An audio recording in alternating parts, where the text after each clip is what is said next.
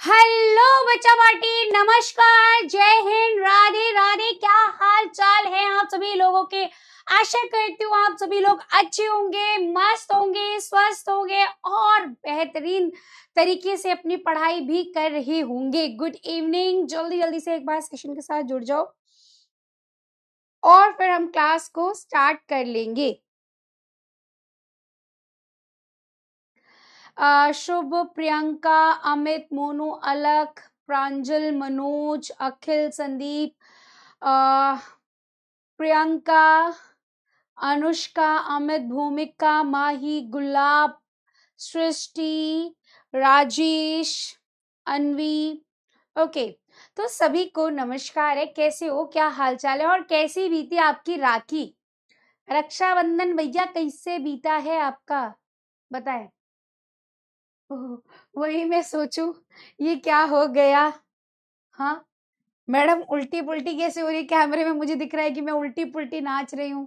वो गाना है, मैं इधर चला मैं उधर चला। मैडम भी इधर उधर जा रही हैं।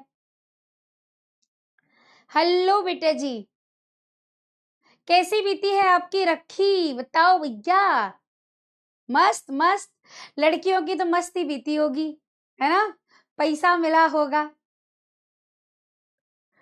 लड़के मैडम क्या बताएं, पैसा चला गया हमारा। चलिए ठीक है, तो स्टार्ट करते हैं आज का चैप्टर। बेसिकली आज के चैप्टर में हम व्याकरण के छोटे छोटे चैप्टर्स, जो बहुत काम के चैप्टर्स है, वो सारे चैप्टर्स कवर करने वाले हैं। जैसे कि आज की क्लास में हम वर्तनी करने वाले हैं। ठीक है, आज की क्लास में हम वर्तनी करने वाले हैं। वर्तनी मतलब कि भैया हमको शब्द शुद्धि कैसे करनी है। ठीक है, एक सेकेंड। इसके बाद विराम चिन्ह लगाना देखेंगे, विलोम शब्द देखेंगे और पर्यायवाची शब्द। ये सारे टॉपिक आज की क्लास में करने वाले हैं। प्लस प्लस प्लस प्लस एक और चीज, जितने मैंने यहाँ पर शब्द दिए हैं, इसके अलावा भी मैंने कुछ शब्द आपको नोट्स में भी प्रोवाइड कराए। उसकी पीडीएफ प्रॉपर पूरी बनी हुई है, चाहे वो विलोम शब्द की हो, वो चाहे शुद्ध अशुद्ध की हो, चाहे वो आपके पर्यायवाची की हो, सबको। और प्लस उसके एमसीक्यूज भी मैंने वहां रखे हैं। तो वो नोट्स मस्ट मस्ट मस्ट आप लोग देखिएगा, पढ़िएगा, याद कर लीजिएगा।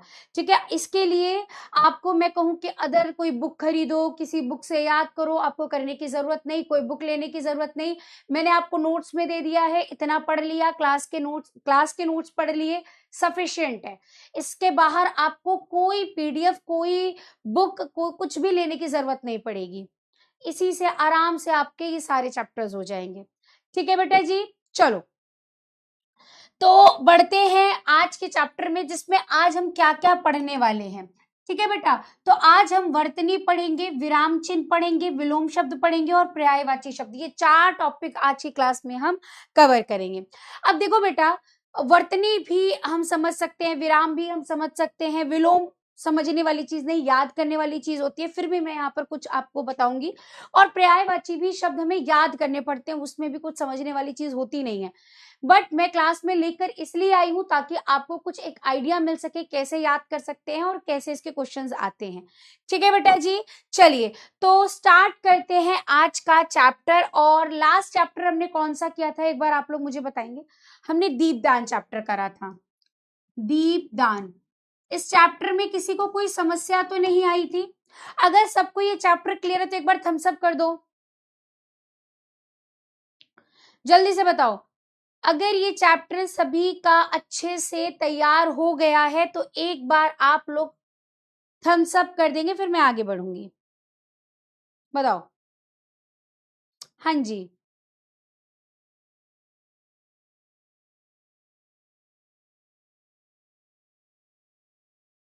बेटा, गद्य पद्य के शॉर्ट नोट्स इसलिए मैंने प्रोवाइड नहीं कराए क्योंकि वो मैंने क्लास नोट्स में ही जो नोट्स दिए हैं वही नोट्स सफिशिएंट है। आप उसी से पढ़ाई कर सकते हो, क्योंकि उसी को मैं फिर से आपको पीडीएफ के फॉर्म में दूं, कोई फायदा नहीं है। वो क्लास नोट्स में ही मैंने सारे नोट्स आपको प्रोवाइड कर दिए, तो आप उसी को ही देखिए। ठीक है, चलिए तो आगे बढ़ते हैं। सभी को क्लियर रहा है? चलो बहुत अच्छी बात है, तो स्टार्ट करते हैं आज का चैप्टर। और आपको करते हैं, ये क्या हो गया भाई, एक सेकंड, स्लाइड नहीं आ रही और आप लोग मुझे बताए भी नहीं है।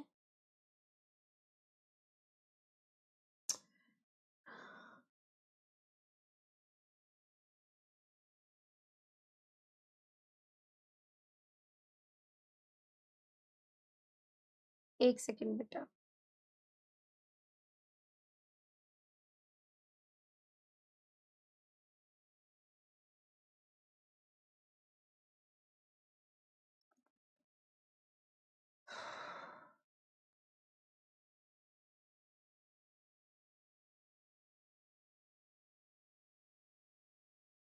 हाँ चला गया भैया।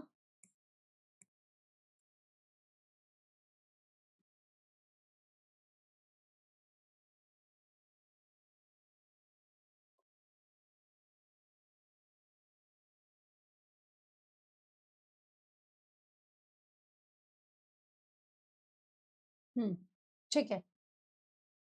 और अब आपको करते हैं थोड़ी देर के लिए हम लोग शांत, ताकि आप लोग अच्छे से सिर्फ सुन पाए। ठीक है, चलिए। अब वर्तनी, जैसे लास्ट क्लास में मैंने आपको, आई थिंक आपके क्लास में नहीं, शायद कोर्स बी वालों को पढ़ाया था। जैसे हम लोग, क्या होता है बच्चा, हिंदी में जैसा आप बोलेंगे वैसा ही हमको लिखना भी होता है। ठीक है बेटा जी, जैसा हम बोलते हैं वैसा ही लिखना होता है, या यूं भी हम कह सकते हैं कि जो लिखा है वही उसका उच्चारण होता है। फॉर एग्जाम्पल, मैं अगर यहां पर लिखूं, मैंने यहां पर लिखा अमन, अमन, ठीक है, तो मैं इसे लिख भी वही रही हूं और बोल भी यही रही हूं। अगर मैं यहां पर लिखूं सनम, सनम, तो यहां पर सनम ही मैं बोलूंगी इसे, ना कि नसम बोलूंगी। ठीक है, जो लिखा जाएगा वही बोला जाएगा। अब जो साफ साफ दिख रहे हैं उसमें तो दिक्कत नहीं होती है, लेकिन कई सारे ऐसे शब्द होते हैं जिसको हम बोलते भी गलत है और लिखते भी गलत है। जैसे कि, या फिर हम बोलते सही है पर लिखते समय उसको अशुद्ध लिख देते हैं। जैसे कि आपने एक शब्द बहुत बार सुना होगा, आशीर्वाद। ठीक है, अब मैं आपसे पूछ रही हूं, मुझे बताइएगा, क्या मैंने आशीर्वाद सही लिखा है? यस और नो, सिर्फ यस और नो में जवाब चाहिए। बताएं, क्या मैंने आशीर्वाद सही लिखा है? और ऐसा शब्द आपने बहुत सारे, बहुत सारे, बहुत सारे जो बधाई के कार्ड आते हैं, शादी के कार्ड आते हैं, वहां पर आपने ऐसा देखा होगा लिखा हुआ। ठीक है, तो बताइए क्या ये सही लिखा है? तो सही कैसे लिखा जाएगा आप मुझे बताइए। नो अगर लिख रहे हैं तो सही कैसे लिखा जाएगा, बताइए। अच्छा, अब मुझे बताइए, क्या ये सही लिखा है? दवाइयां,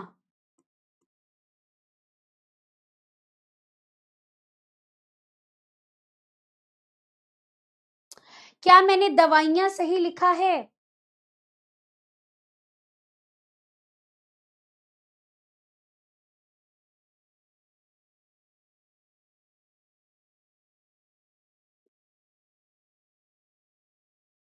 नो, नो, नहीं। और आप किसी भी मेडिकल स्टोर पर चले जाइएगा, आपको दवाइयां ऐसा ही लिखा हुआ मिलेगा, ऐसा ही मिलेगा।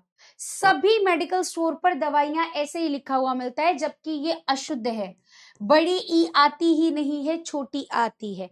और वैसे भी दवाई का दवाइयां नहीं होता। दवाई अगर हम देखें तो दवा का दवाएं और दवाई का दवाइयां हो सकता है तब जब उसमें मात्रा छोटी होती है। ये अशुद्ध लिखा हुआ है। और यहाँ पर आशीर्वाद भी अशुद्ध है। अगर आप इसे पढ़ो, जो लिखा है अगर आप इसे पढ़ोगे तो इसे पढ़ा जाएगा आशीर्वाद, और हम बोलते क्या है, आशीर्वाद। तो ये इस प्रकार लिखा जाता है, आशीर्वाद। ठीक है, तो यही सारी चीजें हमें सीखनी है आज की क्लास में, कि कहाँ शुद्ध होता है और कहाँ अशुद्ध होता है। अभी बहुत सारे ऐसे शब्द है जिसको आप देखकर कहोगे, अरे मैडम ये भी इसमें आता है क्या, हमको तो पता ही नहीं था, हम तो गलत लिखते आते थे आज तक। ठीक है, तो आज आपको बहुत नई चीजें सीखने को मिलेंगी, इसलिए ध्यान से देखेंगे आप लोग। चलिए, तो वर्तनी शब्द वर्तन से बना है। वर्तन का अर्थ क्या होता है बेटा, कोई मुझे बताएगा? वर्तन से बना है, और वर्तन का अनुवर्तन करना या पीछे पीछे चलना, या वर्तन का अर्थ प्रयोग करना भी, इस्तेमाल करना भी होता है। ठीक है, शब्दों के शुद्ध शुद्ध लिखने की रीति को ही वर्तनी कहते हैं। चलिए आगे बढ़ते हैं हम लोग। जैसे अब आप लोग देखिए, एक तरफ अशुद्ध लिखा है और एक तरफ मैंने शुद्ध दिया है, आपको यही देखना है। जैसे यहाँ पर देखिए हम लोग लिखते क्या है, अगामी। हम लोग क्या लिखते हैं बेटा, कहाँ चला गया, ये रहा, अगामी। अब अगामी शब्द नहीं होता है आगामी। आगामी मतलब आने वाला, है ना, और अ का मतलब होता है नहीं, गामी मतलब होता है आना, नहीं आने वाला।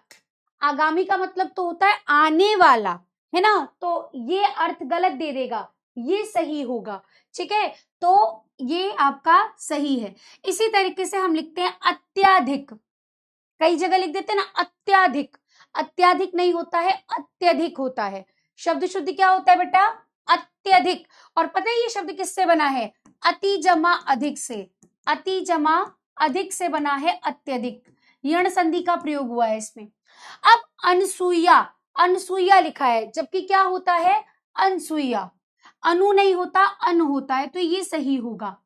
इसी तरीके से हम बोलते हैं अहिल्या, अहिल्या, अहिल्या, गलत होता है, अहल्या होता है। ठीक है, तो शुद्ध क्या होगा बेटा, ये वाला होगा, उस पे ई की मात्रा नहीं आती है। दूसरा हम लोग बोलते हैं आयु, वैसे ये तो बहुत कम बच्चे गलती करते हैं, आयु ज्यादातर ऐसे ही लिखते हैं। उन्नति, बहुत सारे बच्चे ऐसा नहीं लिखते हैं, ऐसा ही लिखते हैं, ठीक है। कवि, कवि में भी कई बार मात्रा लोग बड़ी कर देते हैं, नहीं होता, छोटी होती है। केंद्रीय, ठीक है, केंद्रीय कई बार बच्चे गलत लिखते हैं, द पर छोटी ई की मात्रा लगाते थे, जबकि बड़ी ई की मात्रा आती है, केंद्रीय होता है। ठीक है, चलो आगे बढ़ते हैं। कृपालु, अब कृपालु पे बड़े ऊ की मात्रा नहीं, छोटे ऊ की मात्रा आती है।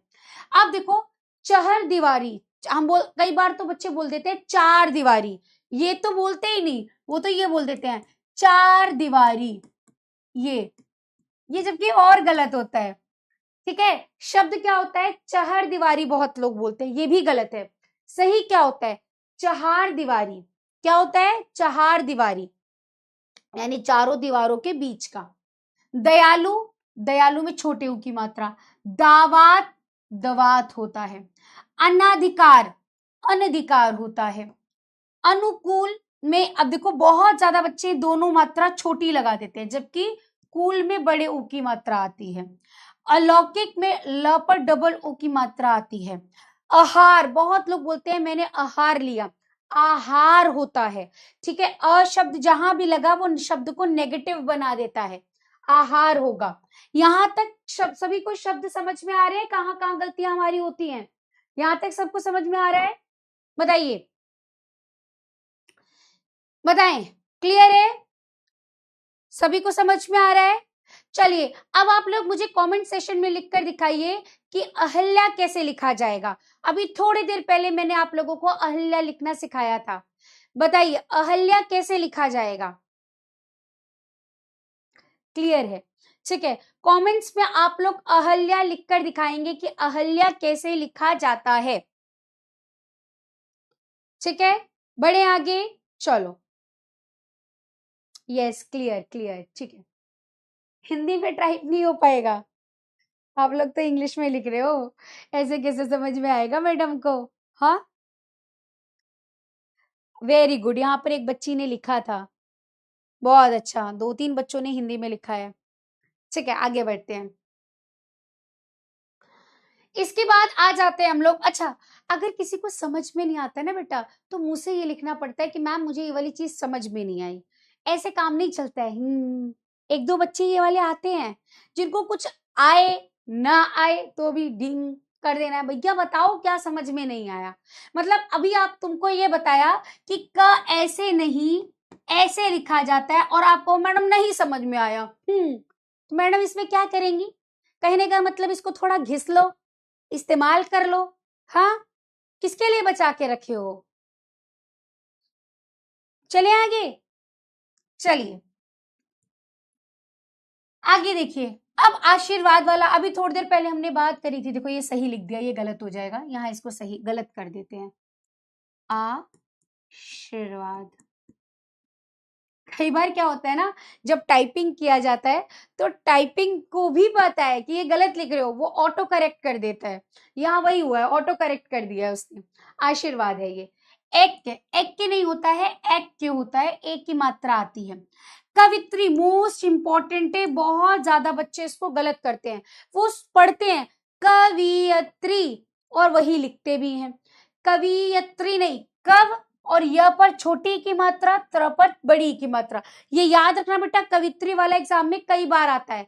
कव लिखो पहले, कव लिख दो, ठीक है, फिर य पर छोटी की मात्रा, त्र पर बड़ी की मात्रा। क्षत्रिय, क्षत्रिय पर छोटी की मात्रा आती है। गुरु और गुरु, अब देखो यहाँ पर ना ये आपको दिखा नहीं रहा है, देखो मैं इसको सही से लिख दूं, गुरु। बच्चे ने गुरु ऐसे लिखते हैं, आप भी ऐसा लिखते होंगे, ये गलत है। गुरु कैसे लिखा जाता है, ग र पर छोटे उ की मात्रा।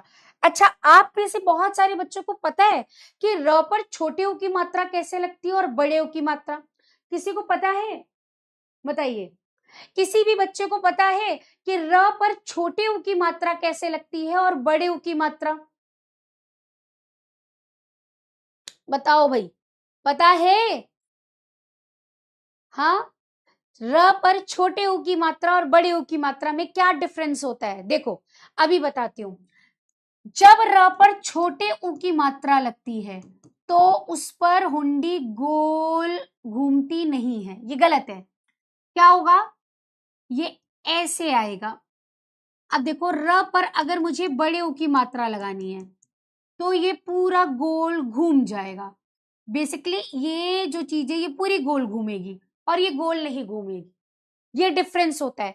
तो गुरु होता है, गुरु, गुरु में छोटा उ लगता है, गुरु। हम क्या बोलते हैं, गुरु, गुरु, तो गुरु नहीं होता, गुरु होता है, ठीक है। चलिए, तत्कालिक, अब देखो आप ऐसे ही लिखते होगे, तत्कालिक लिखते हो ना, बहुत ज्यादा बच्चे इसमें गलती करते हैं, तत्कालिक लिखते हैं, ये शब्द ही नहीं है, तात्कालिक होता है। तत्काल में जब एक प्रत्यय जुड़ता है, तत्काल में जब एक प्रत्यय जुड़ता है तो एक प्रत्यय का नियम होता है कि वो पहले वाले अक्षर की मात्रा बड़ा कर देता है, तो तात्कालिक होता है। जैसे एग्जाम्पल के तौर पर एक और शब्द ले लो, समाज में जब एक प्रत्यय जुड़ता है तो समजिक लिखते हो तुम लोग? बताओ, क्या तुम लोगों ने कभी समजिक लिखा है? समजिक ज्ञान पढ़ेंगे हम लोग, नहीं, आप लोग क्या लिखते हो, सामाजिक, है ना। वो इसी वजह से लिखते हो क्योंकि एक कहता है कि मैं पहले वाले की मात्रा बड़ी कर दूंगा, तो सामाजिक होता है। जिस तरह से सामाजिक लिखा जाता है वैसे ही तात्कालिक भी लिखा जाएगा, तो ता पर बड़े आ की मात्रा आती है बेटा, ठीक है। चलिए और देखिए, दिवाली, बहुत ज्यादा बच्चे ऐसा लिख रहे होते हैं, दिवाली, है ना, आई है दिवाली, तो गलत होती है, दिवाली पर बड़े ई की मात्रा होती है, ठीक है। चलो आगे चलते हैं। इसके बाद निरीह, निरीह में र पर बड़ी ई की मात्रा आती है। अद्वितीय, अब अद्वितीय के अंदर देखो मात्राओं का डिफरेंस होता है, त पर बड़ी ई की मात्रा आती है, द्वितीय, द्वितीय, द्वितीय, तीय, त पर बड़ी ई। पता है हम लोगों को ना ये बोलना नहीं आता, गलती हमारी होती है, हम सही से उच्चारण करना ही नहीं जानते। बहुत जगह पर हम लोग जो सुनते आ रहे हैं वही उच्चारण कर रहे होते हैं, ठीक है। और बहुत जगह पर क्या होता है कि हमारी मदर टंग भी उसमें क्या करती है, थोड़ा सा योगदान दे देती है गलत बोलने में। जैसे जैसे हिंदी की बात करती हूँ मैं, आपको देखो एग्जाम्पल्स बताऊंगी। जैसे कि भैया अगर कोई बंगाल का बच्चा है, ठीक है, बंगाल का बच्चा है, अब बंगाल के बच्चे को हिंदी में बात करनी है तो पता है वो कैसे बोलेगा? अगर वो स्त्रीलिंग है तो वो पुल्लिंग बन जाएगा, हम खाता है, हम जाता है ना, हमको तुम बहुत अच्छा लगता है ना, तो वो लगती से लगता कर देगा, खाती से खाता कर देगा, है ना भैया, हिंदी का हो गया काम तमाम। स्त्रीलिंग से पुल्लिंग, ये तो बहुत बड़ा ब्लंडर हो गया। अच्छा, हमारे यूपी वाले बच्चे और बिहार वाले बच्चे कैसे, बिहार यूपी बच्चे नहीं, बड़ों की बात कर रही हूँ, अब वो श को स बोलते हैं, जैसे आप में से बहुत सारे बच्चे ये गलती करते होंगे, ठीक है, अच्छे खासे पढ़े लिखे बच्चे भी कर रहे होते हैं, इसमें कोई बड़ी बात नहीं है, ठीक है। अगर उन्हें शिखा मैडम बोलना है तो वो बोलेंगे शिखा मैडम, शिखा मैडम ने पढ़ाया था, हम शीशा देख रहे हैं, ठीक है। और जहां उन्हें श बोलना है, मतलब वहां तो स बोल रहे होंगे, और जहां स बोलना होगा वहां श बोलने होंगे। जैसे हमें कहीं पर मान लो स बोलना है, जैसे सपेरा है ना, घर में सपेरा आया है तो बोलेगा आज घर में सपेरा आया था, सपेरा है ना। आज मैंने एक सपना देखा, सपना। तो करते हो ना गड़बड़, पता है ना ऐसा। कोई बात नहीं, ठीक है। लेकिन गलतियां होती हैं, पर हम एज अ स्टूडेंट हमारा काम क्या है, उसको सुधारना, सही उच्चारण करना। आपको पता है बेटा, मोस्टली पढ़े लिखे जितने अगर आप बड़े बड़े टीचर्स को भी उठा लोगे, हालांकि मैं उनको ये गलत नहीं कह रही हूँ कि टीचर है तो गलत है, लैंग्वेज में भाई उनकी लैंग्वेज नहीं, उनका पढ़ाना अलग होता है, तो उनको लैंग्वेज पर उतना ध्यान नहीं देते हैं। आप अच्छे अच्छे से बुलवाना, होमवर्क को हिंदी में क्या कहते हैं, है ना। तो वो बोलेंगे गृह कार्य, जैसे आप लोग भी बोलेंगे गृह कार्य, वो हिंदी का टीचर ही सही करवा पाएगा। नहीं नहीं, आप गलत बोल रहे हैं भैया, हम आपको घर का काम दिए थे, तुम कहाँ प्लेनेट का काम करने चले गए। ग्रह मतलब प्लेनेट होता है, तो क्या सही उच्चारण होगा, गृह कार्य। अब जैसे आपसे बहुत लोग ऐसा बोलते होंगे, हमारी हिंदी हमारी मातृभाषा है, हिंदी हमारी मातृभाषा है। अरे भैया, मात्र नहीं, बहुत बड़ी भाषा है। मात्र का मतलब होता है कुछ, और हिंदी में क्या बोलेंगे उसे, मातृ। तो मातृभाषा और मातृभाषा में डिफरेंस होता है। इसलिए जब हम बोलते गलत हैं, तो कई बार तो क्या होता है कि हम सिर्फ बोलते गलत है, लिखते समय सही लिख देते हैं, पर कई जगह पर हम बोलते भी गलत है, लिखते भी गलत है। जैसे आप लोगों को आज बहुत सारे नए शब्द पता चलेंगे कि गृह कार्य होता है, मातृभाषा होती है। अब आप इसको सीखने के बाद भी गलत बोल रहे हैं, तो इसका मतलब है आप गलत बच्चे हैं भैया, सीखने के बाद भी गलत बोल रहे हैं। दूसरी चीज, जैसे कि आप बहुत जगह पर सुनते होंगे कि सीवर का पानी बह रहा है, सीवर सुना होगा आपने, इंग्लिश का शब्द है, उसको हिंदी में बना दिया गया है सीवर। सीवर, सीवर कोई शब्द ही नहीं होता, सीवेज होता है, सीवेज का पानी। सी मतलब पानी, वे जाने का रास्ता, तो सीवेज होता है, सीवर तो होता ही नहीं कोई शब्द। हम अंग्रेजी भी गलत बोल रहे हैं, हिंदी भी गलत बोल रहे हैं, कहाँ सही बोलोगे, है ना। तो ये सब होती है गलतियां। तो अब से आपको कोई कहे कि हमारी मातृभाषा है, नहीं नहीं सर जी गलत बोल रहे हो, मातृभाषा होगी, ठीक है। तो लोगों को सुधारो, खुद भी सुधारो, सुधरो, ठीक। दूसरी चीज, क्या गृह कार्य होता है, ग्रह कार्य नहीं होता। इसी तरीके से बहुत सारे शब्द होते हैं, जैसे आप लोग बोलते हैं वैज्ञानिक, मैं भी बोलती हूँ वैज्ञानिक, और सब बोलते हैं वैज्ञानिक, पर आपको पते की बात बताऊं, हिंदी निर्देशालय इसे गलत बताता है, ज्ञ से ज्ञानी नहीं होता। पता है शुद्ध शब्द क्या होगा, ज्ञ से ज्ञानी होता है। अब कहोगे मैडम है ये कहां से आया, हमको तो पता ही नहीं था। जी बेटा जी, ज्ञ से ज्ञा कोई शब्द अक्षर ही नहीं है, कोई वर्ण ही नहीं है, जिया होता है, ज और इया से मिलकर बना है। जब आप अच्छे से हिंदी पढ़ने पर आओगे तब आपको पता चलेगा कि कितनी शुद्ध हिंदी आप बोल रहे होते हो, ठीक है। तो गड़बड़ बहुत करते हो तुम लोग। चलो आगे आ जाओ। नेक्स्ट देखिए आप बेटा, अद्वितीय कह रहा है, तो अद्वितीय पर बड़ी ई की मात्रा आती है। आधीन, हम आपके अधीन हैं, भैया अधीन होता है, आधीन नहीं होता, ठीक है। अतिथि तुम कब जाओगे, अतिथि में थ पर छोटी ई की मात्रा आती है, ठीक। आजकल, काल लिखा है, आजकल होता है, ये सही करते हो आप। ईश्वर तो आपको पता ही है, श आधा आता है। औद्योगिक, हाँ अब इसमें देखिए, औद्योगिक की तो सही लिखा है, ये गलत कर देते हैं, चलो गलती से ना इसने औद्योगिक ऐसे लिख देते हैं, ये गलत होगा और औद्योगिक होगा। ये भी किससे बना है, तो उद्योग में एक जमा जोड़कर, एक लगाकर, तो ऊ का ओ हो जाता है और औद्योगिक शब्द बन जाता है। चलिए आगे देखते हैं। कृतघ्न, मोस्ट इंपॉर्टेंट, कई बार एग्जाम में पूछा जाने वाला शब्द है। कृतघ्न में घ आधा आता है, क्योंकि में क छोटा, चाहिए चाहिए नहीं चाहिए होता है, खत्म। चलिए, तो यहां पर मैंने बहुत सारे शुद्ध वर्तनी के शब्द आपको देखो सिखाए, इसी तरीके से मैंने नोट्स में भी दिए हैं, उनको भी पढ़ लेना, ठीक है। चलिए अब आपका लेते हैं टेस्ट। निम्न में से कौन सा शब्द शुद्ध है, आगामी, आगामी, आगामी और आगामी, चलो बताओ।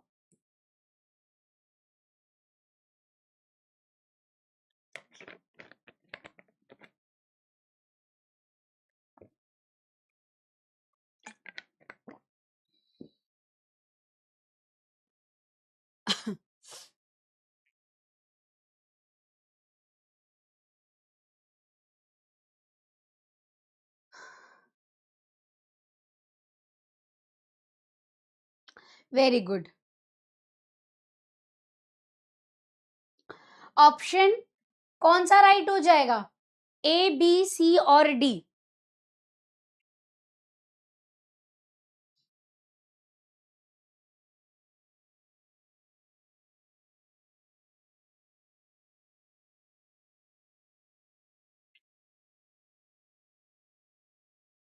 ओके, तो आगामी होगा ऑप्शन ए, यहाँ पर क्या हो जाएगा? राइट हो जाएगा। यहाँ पर 83.54% बच्चों ने बिल्कुल सही उत्तर दिया। अब ये अभी हमने पढ़ा था, फिर भी गलत कर रहे हो तो गलत बात है बेटा जी। निम्न में से कौन सा शब्द शुद्ध है? कृतज्ञ बताओ कौन सा शुद्ध है?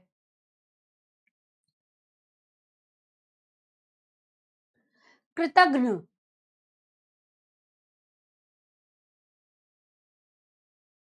कृतज्ञ का मतलब होता है एहसान मानने वाला।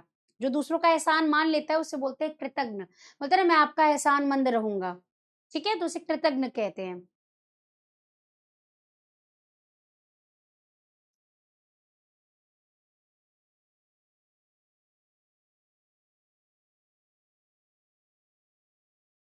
Option B.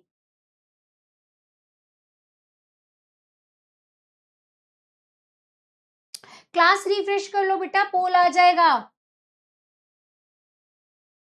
नहीं नहीं, एहसान न मानने वाला होगा, सॉरी बेटा, कृतज्ञ होता है, कृतज्ञ मतलब एहसान जो ना माने। ऑप्शन बी राइट होगा यहाँ पर। 87.14%। आगे, निम्न में से कौन सा शब्द शुद्ध है? अतिथि बताओ कैसे लिखा जाएगा? वेरी गुड, बताइए।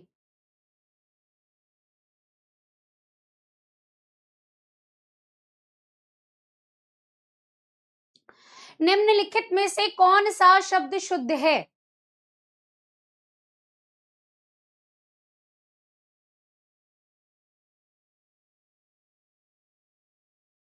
ऑप्शन कौन सा राइट हो जाएगा बेटा?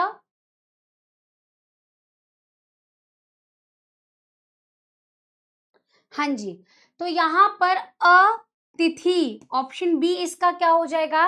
राइट हो जाएगा। बहुत सारे बच्चों ने यही उत्तर दिया भी है। 83.56%। आगे, मतलब ये जो 15-20% बच्चे हैं, इनको नहीं इस्तेमाल करना, हम गलत ही सही चल रहे हैं। कौन सा शब्द शुद्ध है? तत्कालिक कैसे लिखा जाएगा? ये तो मैंने आपको अलग अलग करके बताया है, तो गलत तो नहीं होना चाहिए, बताओ।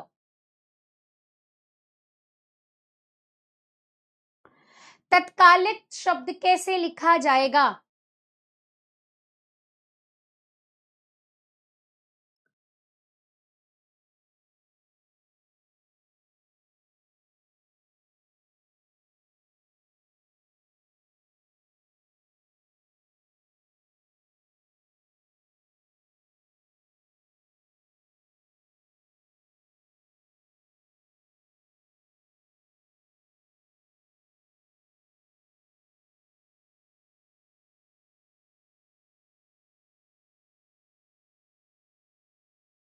हाँ जी, तो तात्कालिक हो जाएगा। ऑप्शन बी इसका क्या होगा? राइट हो जाएगा। 74% बच्चों ने इसका सही उत्तर दिया है।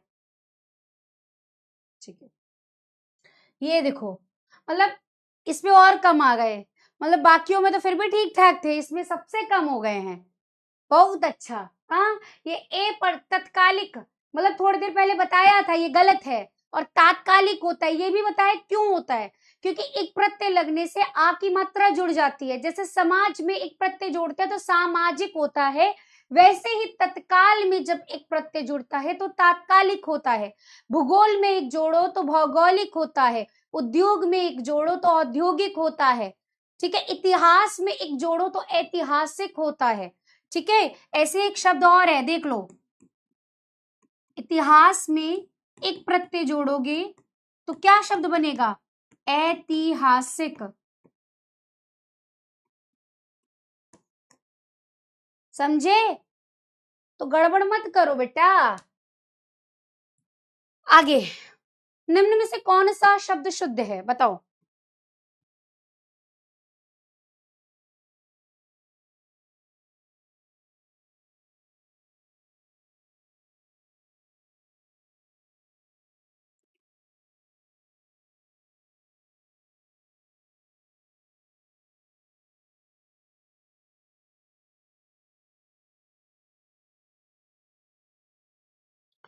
निम्न में से कौन सा शब्द शुद्ध है? आशीर्वाद कैसे लिखा जाएगा? और इसका भी ना संधि होता है, आशी धनवाद। ये विसर्ग आधे र में बदलता है और आधे र अगले पर जाकर लगता है, तो बनता है आशीर्वाद। ठीक है, यहां पर आपका बी ऑप्शन क्या है? राइट है। 61.45%, मतलब क्या ही बोला जाए आप लोगों को। जब आते ही जो शब्द सिखाया उसके बाद गलत कर रहे हो तो भैया तुम लोगों को कोई नहीं बता सकता ऐसे तो। खैर चलिए आगे बढ़ते हैं और दूसरे चैप्टर की तरफ। तो यहाँ पर एक बार आप लोग मुझे बता देंगे, वर्तनी वाला चैप्टर सबको समझ में आया? आपको बेसिकली मैंने कुछ शब्द कराए, इन्हीं को प्रैक्टिस करो। इसके अलावा कुछ नए शब्द मैंने आप लोगों को नोट्स में दिए, उनको भी जरूर कर लेना, सफिशिएंट होगा। ठीक है, चलिए अब आगे बढ़ते हैं दूसरे टॉपिक की तरफ, जो कि है हमारा विराम चिन्ह। अब विराम का मतलब क्या होता है? रुकना। ठीक है बेटा, विराम का मतलब क्या होता है? रुकना। अब सुनो ध्यान से, विराम का मतलब क्या होता है? रुकना, ठहरना। पर हम जब ठहरते हैं, जैसे फॉर एग्जाम्पल आप किसी यात्रा पर जाते हो, तो एक कहीं घूमने गए, जैसे कहीं घूमने जा रहे हो आप, तो वहां पर थोड़े घूमे, फिर कहीं पर थोड़ी सी अच्छी चीज लगी, देखा, खड़े हुए, फिर आगे बढ़े, थोड़े चले, फिर तेज चले, फिर थोड़ी देर रुके, है ना, और करते करते करते एक लास्ट पॉइंट पर गए, फिर वहां से वापस जहां पर लास्ट गए वहां विराम लगा दिया, है ना। तो आप देखिए कि हर एक यात्रा के दौरान भी आपकी चाल और आपकी रुकावट में अंतर होता है ना।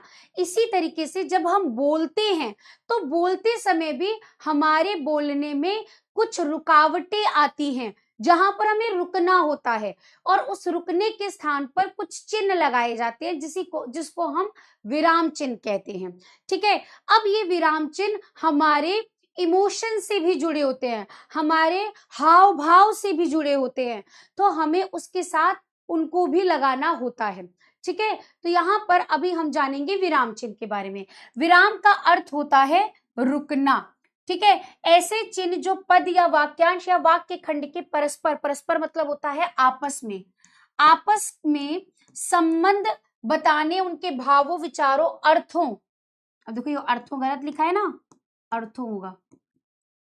अर्थों को स्पष्ट करने हेतु वाक्य में प्रयोग किया जाता है, इसी को हम विराम चिन्ह कहते हैं। अब देखो आप लोगों ने ऐसा चिन्ह लिखा हुआ कितनी जगह देखा होगा ना, पर ये गलत लिखा है। ठीक है, शुद्ध चिन्ह कैसे लिखा जाएगा पता है आपको? ये गलत है, च ह के पैरों से निकला हुआ न। आप ऐसा देख लीजिए या चिन्ह ऐसे लिखा हुआ दिखेगा आपको। वैसे आपको टाइपिंग और बुक में ऐसा लिखना चाहिए, चिन्ह ये होता है, ना कि चिन्ह। अब देखो ची न ह, चिन्ह, चिन्ह होता है, चिन्ह। ह पहले आता है, न बाद में आता है, ह आधा होता है, न पूरा होता है।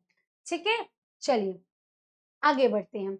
अब ये हमारे कुल विराम चिन्ह हैं, इनको लगाना देख लो और कहाँ कहाँ लगता है वाक्य में भी हम देखेंगे। ठीक है, जैसे वो पहले आता है हमारा अल्प विराम। अल्प विराम मतलब कॉमा लगाना, जैसे अर्ध विराम, अभी हम जानेंगे कैसे कहाँ लगेगा ये। पूर्ण विराम मतलब पूरा। उपविराम ऐसे लगता है। प्रश्न चिन्ह तो आपको पता ही है, योजक चिन्ह आपको पता ही है, कोष्ठक चिन्ह ऐसे भी होता है, ऐसे भी होता है, ऐसे भी होता है। उद्धरण चिन्ह, ये देखो उदाहरण चिन्ह लिखा हुआ, ये उद्धरण होगा, मैं इसे ठीक कर देती हूँ, उद्धरण, उद्धरण चिन्ह।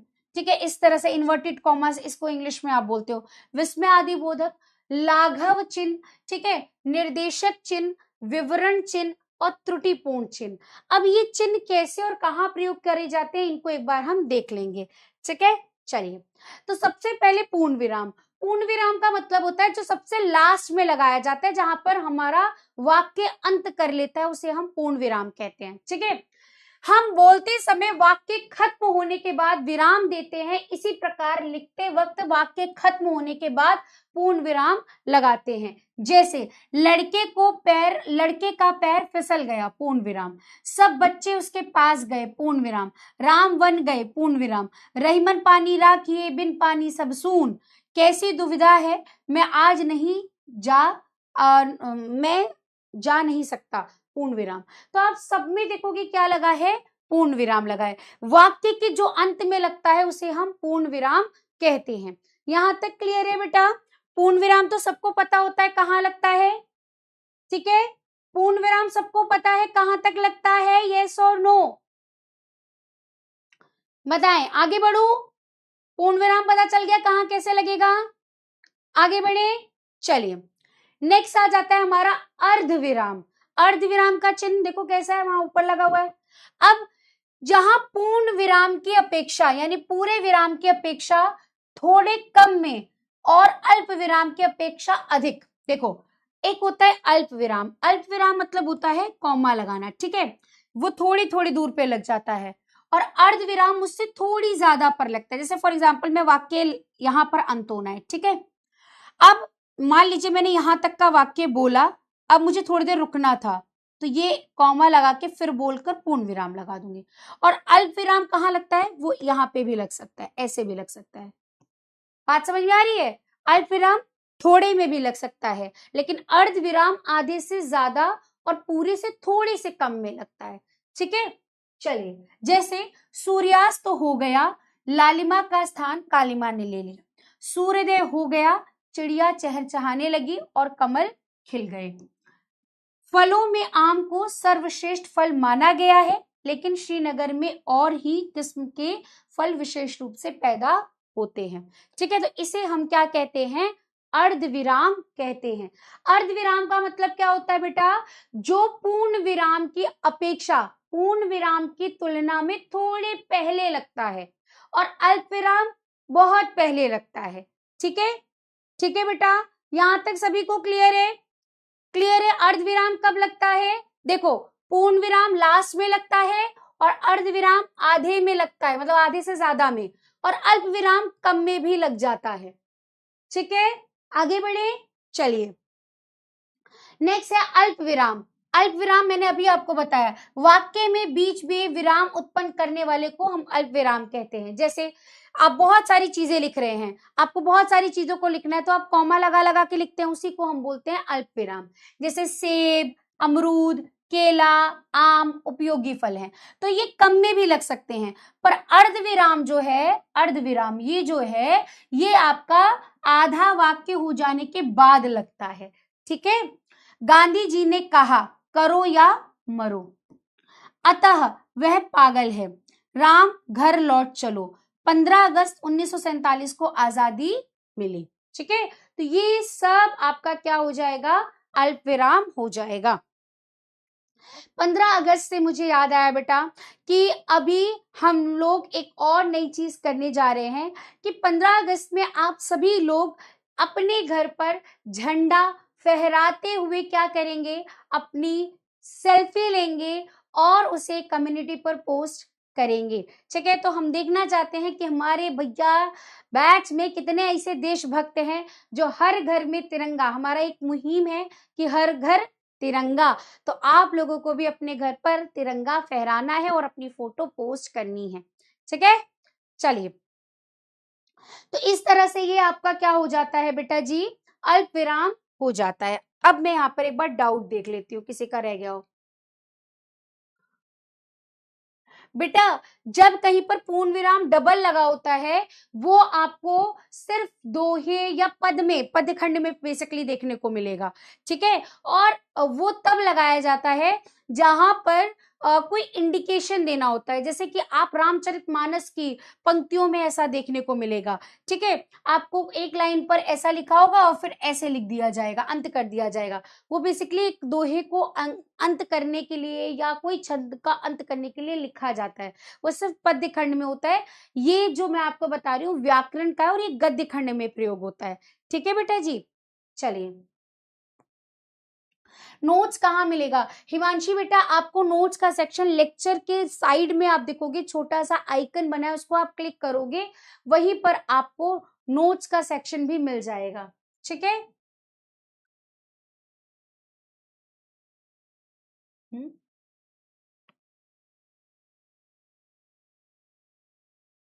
क्वेश्चन समझ में नहीं आया बेटा तुम्हारा? रजनी क्या समझ में नहीं आया बेटा? अभी समझ में आया अर्धविराम क्या होता है? देखो सबसे पहले क्या होता है? अल्प विराम, जो थोड़े पर लग सकता है। ठीक है, अर्धविराम आधा वाक्य हो गया तब आपने लगाया और थोड़ा लगा के पूर्ण विराम कर दिया। ठीक है, इसे हम बोलते हैं अल्प। अल्प मतलब होता है थोड़ा, अर्ध मतलब होता है आधा, ठीक है, और पूर्ण मतलब होता है पूरा। आप नाम से ही समझ जाओ। ठीक है, अल्प मतलब थोड़ा, अर्ध मतलब आधा, और पूर्ण मतलब पूरा। मतलब थोड़े में ही अगर रुकना पड़ जाए उसे अल्प विराम कहेंगे, जब आधे में रुकना पड़ जाए उसे अर्ध विराम कहेंगे, और जब पूरा में रुकना पड़ जाए मतलब लास्ट में जाकर रुकना पड़ जाए उसे पूर्ण विराम कहेंगे। ठीक है, चलिए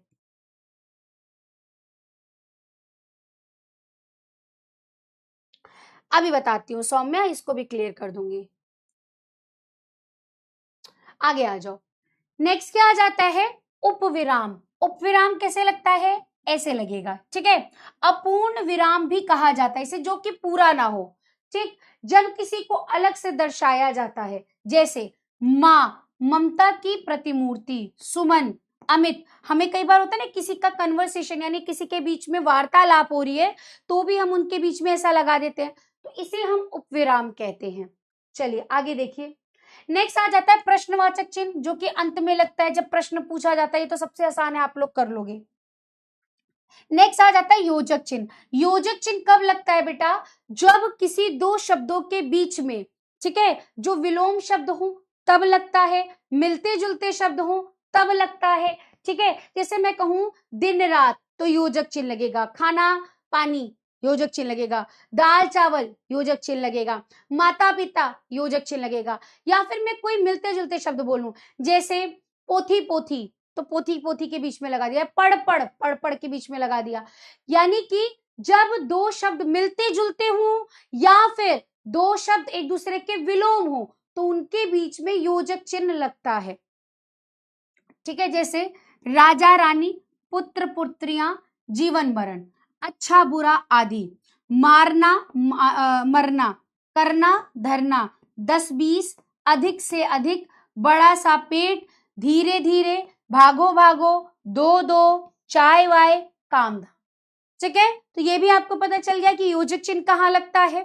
आगे देखिए, फिर आता है कोष्ठक चिन्ह। कोष्ठक चिन्ह का मतलब होता है जिसको आप कॉमा मतलब उसमें रखते हैं। हम बोलते हैं ना कि भाई आप वो बना दो, इन्वर्टेड नहीं, इन्वर्टेड तो नहीं कहेंगे इसे हम, कोष्ठक ही कहेंगे। जैसे कि आप देखो कई बार क्या होता है, जैसे मैं आपको कुछ पढ़ा रही हूँ, ठीक, अब वहां पर जैसे लिखा है दशानन, किसी को मुझे बताना है कि दशानन का अर्थ क्या है, तो मैंने उसे ब्रैकेट में रख दिया।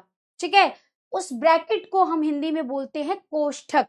ठीक है, वो इस तरह से भी बनता है, वो इस तरह से भी बनता है, और कई जगह पर ऐसे भी लिखा है, लेकिन हिंदी में जो कोष्ठक का प्रयोग होता है वो ज्यादातर ऐसे होता है। ठीक है, तो कोष्ठक के अंदर हम उन चीजों को लिखते हैं जहां किसी शब्द का अर्थ बताना हो या उस शब्द के बारे में थोड़ा सा जानकारी देनी हो, तो वो हम कोष्ठक के अंदर रख देते हैं। ठीक है, जैसे लता मंगेशकर भारत की कोकिला। कोकिला का अर्थ क्या होता है? मीठा गाने वाली। ठीक है, तो हमने इसके आगे लगा दिया। तो कोष्ठक का मतलब ही यही होता है, ब्रैकेट, जिसके अंदर हम कोई जानकारी या किसी शब्द का अर्थ दे रहे हो। ठीक है, चलिए आगे देखिए। अवतरण चिन्ह या उद्धरण चिन्ह, ये उदाहरण नहीं होगा, उद्धरण होगा। चलिए, अब जब भी किसी के बात को कोट किया जाता है, ठीक है, जब कोई कहता है, जैसे मैं कहूं कि गांधी जी ने कहा था, तो जो गांधी जी ने कहा था उनकी बातों को इन्वर्टेड कॉमास में रखा जाता है। ठीक है, उसको हिंदी में उद्धरण चिन्ह कहते हैं। क्या कहते हैं बेटा? उद्धरण चिन्ह। ठीक है, ऐसे ऐसे बनाया और लास्ट में ऐसे। ठीक है, इस तरह से रखा जाता है। जैसे महावीर ने कहा अहिंसा परमो धर्म, गांधी जी ने कहा हमेशा सत्य बोलो। ठीक है, तो इसको हम क्या कहते हैं बेटा जी? उद्धरण चिन्ह कहते हैं। क्लियर है? आगे बढ़े, चलिए। या अवतरण भी कहा जाता है। विस्मय बोधक चिन्ह क्या होता है? जब हमें कोई भी चीज, ध्यान से यार तुम लोग ना बातें करोगे, पहले सुनो। जब भी हम लोगों को कोई भी हाव भाव बताना हो या आपस में कोई फीलिंग्स व्यक्त करनी हो, जैसे मैं कहूँ हाय हाय ये क्या है, चीची, अच्छा ये कब हुआ, अरे तुम अभी आए हो, तुम इतनी देर से क्यों आए हो, अरे सुनो वो लेते आना।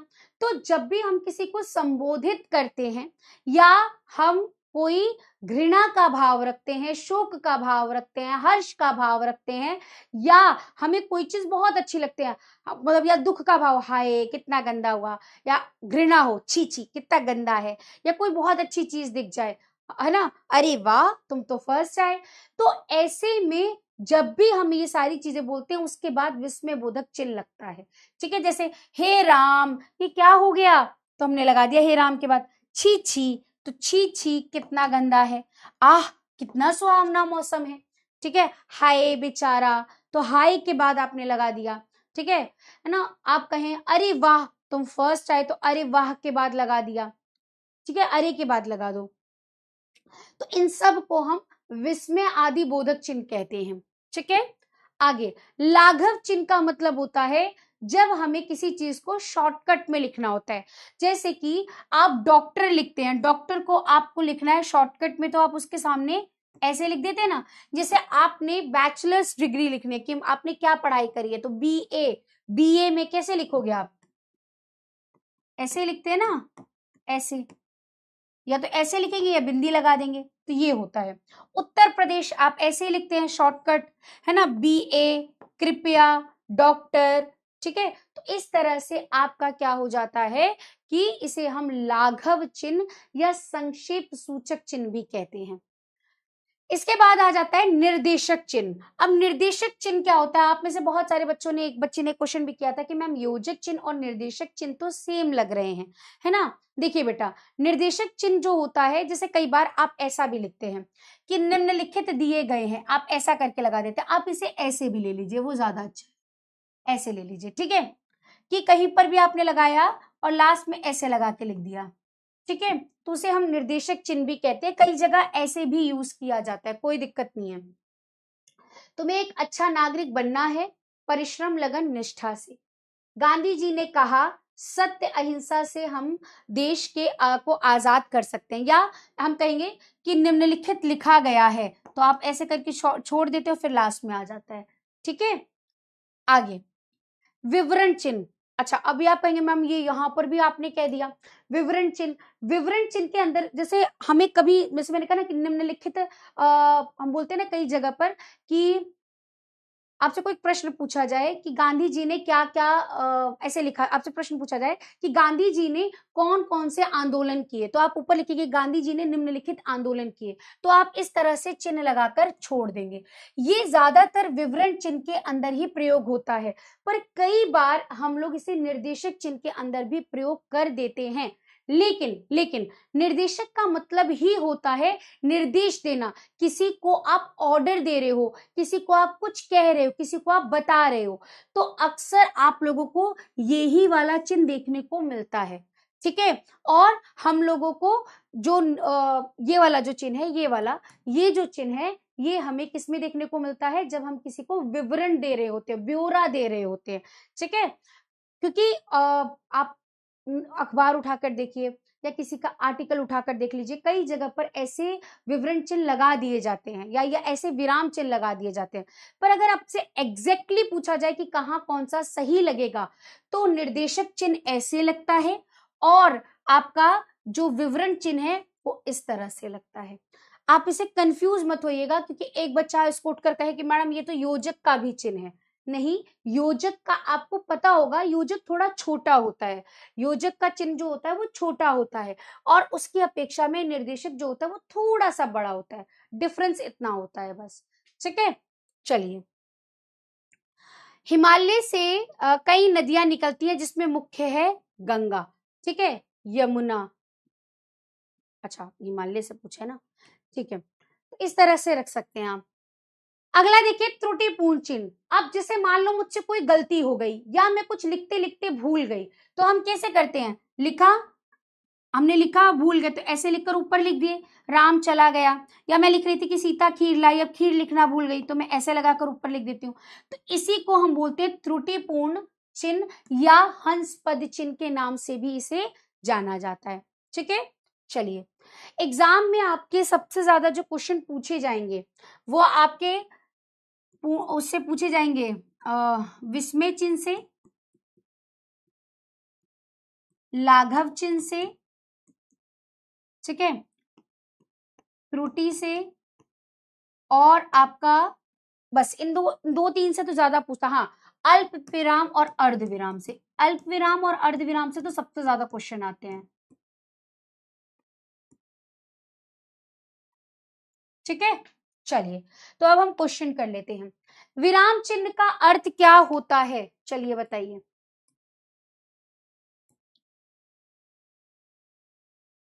चलना, ठहरना या रुकना, वाक्यों को दोहराना या इनमें से कोई नहीं।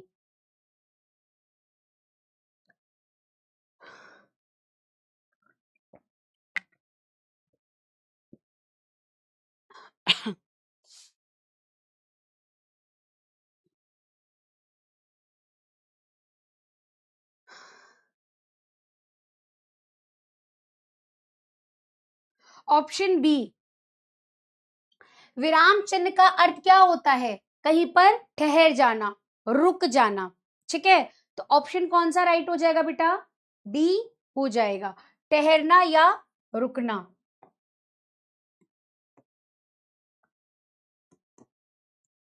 ठीक है, 92.29, वेरी गुड। एक बार मैं डाउट ले लेती हूँ। ओके पल्लवी, करवाते हैं कुछ। ये विवरण चिन्ह है अनुकृति, विवरण चिन्ह में आएगा। ठीक है बेटा,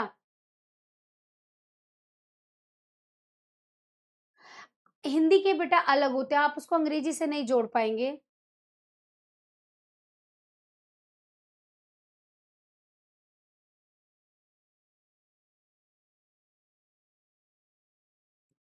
लोप चिन्ह बेटा, जब मैंने बताया ना कहीं पर कोई चीज छूट गया है तो आप वहां पर उसको लगाते हैं। ठीक है, अच्छा त्रुटिपूर्ण का बोल रहे हैं ना, एक मिनट।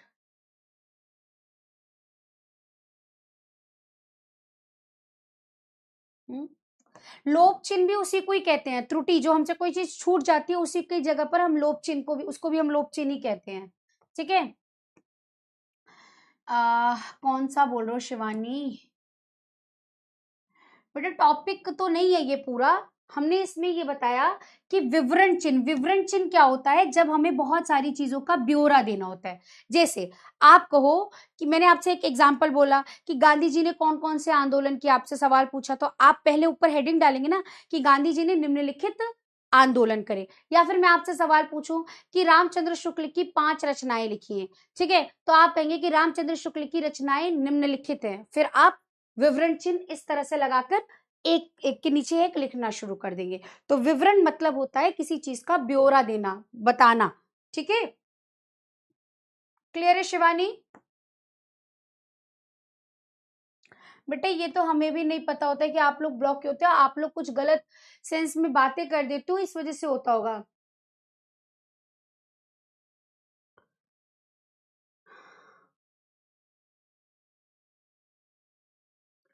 तहमीद, अभी समझ में आया। बहुत सारे बच्चे निर्देशक, देखो एक है बेटा, ध्यान से देखना आप, ये है आपका, क्या है आपका, विवरण चिन्ह। ठीक है, विवरण मतलब होता है जिस किसी का भी ब्यौरा देना, क्या देना, ब्यौरा देना। जैसे आपको बहुत सारी चीजें बतानी है, आपको 1 2 3 4 करके बताना है, तो आप ऊपर एक हेडिंग डालकर लास्ट में ऐसे लिख देते हैं ना, तो इसको हम बोलते हैं विवरण चिन्ह। और एक होता है निर्देशक चिन्ह, निर्देशक चिन्ह, निर्देशक मतलब होता है ऑर्डर देना, निर्देश देना। ठीक है, अब मान लीजिए आपको कुछ इंस्ट्रक्शंस दिए गए हैं, आप देखना जब आप कोई पेपर शुरू करते हो तो स्टार्टिंग में लिखा जाता है ना कि निर्देशक, तो निर्देश देने के बाद आपको लास्ट में ऐसे करके छोड़ दिया जाता है। ठीक है, यानी कि ये कुछ निर्देश है, आपको उसके नीचे कुछ पॉइंट्स में वो निर्देश ऑर्डर्स दिए जाएंगे कि पेपर का पहला खंड ऐसा होता है, दूसरा खंड ऐसा होता है, तीसरा खंड ऐसा होता है। ठीक है, तो निर्देशक का मतलब होता है आपको कोई ऑर्डर दिया जा रहा है और वो योजक से थोड़ा सा बड़ा होता है। ठीक है, और यहीं पर अगर हम विवरण की बात करें तो विवरण का मतलब होता है ब्यौरा देना। आपको बहुत सारी चीजों को बताना है तो आप पहले एक ऊपर लाइन लिखते हैं और उसके सामने इस चिन्ह को इंकित करके फिर आगे अपनी बात लिखते हैं। ठीक है, तो इसको विवरण चिन्ह और इसको निर्देशक चिन्ह कहते हैं। अब ये भैया ग्रामर वालों ने बनाए, इसमें मेरा हाथ नहीं है ना। ठीक है, क्लियर है? अभी क्लियर है? चलो सवाल कर लेते हैं। इनमें से हंस पद चिन्ह कौन सा है? इसी को लोप चिन्ह भी कहेंगे बेटा, बताइए।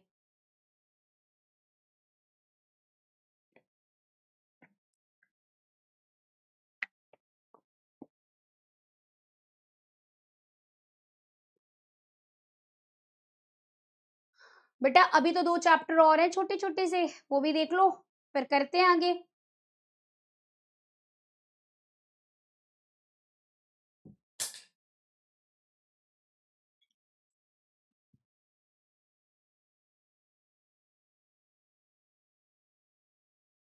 और मतलब बाकी सब्जेक्ट्स के तुलना में ना बेटा हिंदी का सिलेबस बहुत बड़ा है, तो ये कृपया करके ये सवाल तो मत ही आप लोग रखो, वरना आप ही को प्रॉब्लम होगी। जब सिलेबस लास्ट में जाकर पूरा हो रहा होगा ना, तो आप ही कहोगे मैडम सिलेबस कब पूरा होगा, कब पूरा होगा। आपको पता है जिस तरह से अपना सिलेबस चल रहा है, इसकी वजह से हमने सितंबर के बाद से आपकी वीक में 2 क्लासेस रखवाई है हिंदी की, क्योंकि सिलेबस बहुत बड़ा है हिंदी का, बहुत बड़ा सिलेबस। अभी तो हमने आधा भी नहीं किया हुआ है। तो ये सवाल तो मत रखा करो कि मैडम कितना। लास्ट ईयर में बेचारे यूपी वाले जो स्टूडेंट थे, नीट के बच्चे, मतलब उन लोगों को रिकॉर्डेड क्लासेस दे देकर सिलेबस पूरा करा था। उन लोगों का क्लास बहुत लेट स्टार्ट हुई थी और उसके बावजूद हमने उसको कंप्लीट करा था, और वो बेचारे चाहते थे कि मैम एक दिन में 2-2 क्लासेस करा दो, पर करा दो, और तुम्हें मिल रहा है तो तुम उसका फायदा नहीं उठा रहे हो। चलो, तो ऑप्शन ओहो, ए हमारा क्या हो जाएगा? राइट हो जाएगा, 77.92%। आगे, इस चिन्ह को क्या कहते हैं? चलो अब तो अच्छे से ही पढ़ समझ गए होगे, बार बार इसको ही समझाया मैंने, बताओ।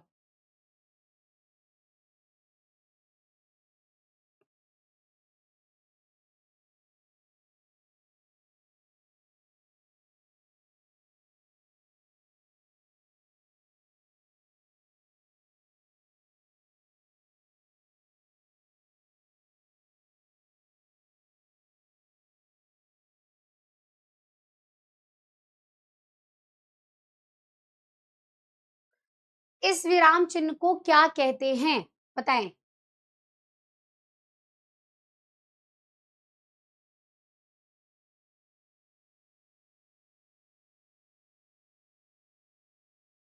ऑप्शन डी, विवरण चिन्ह। Very good, 83.92%। आगे, प्रश्नवाचक और विस्मय आदि बोधक को छोड़कर सभी विकल्पों के अंत में क्या प्रयोग होता है? बताओ। प्रश्नवाचक और विस्मय आदि बोधक को छोड़कर लास्ट में किस चिन्ह का प्रयोग किया जाता है?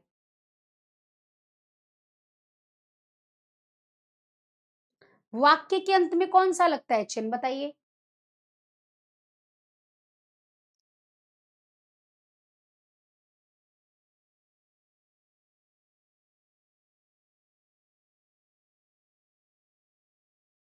हाँ जी, तो भैया लास्ट के अंत अल्प विराम कैसा होता है? ऐसे। पूर्ण विराम ऐसे। अर्ध विराम ऐसे। हंस पद चिन्ह ऐसे।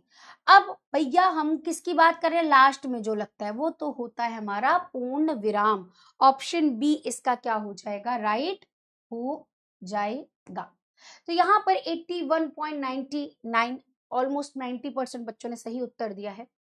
इस चिन्ह को का सही नाम बताइए। उपविराम, अल्प विराम, विवरण चिन्ह या प्रश्न विराम? बताओ।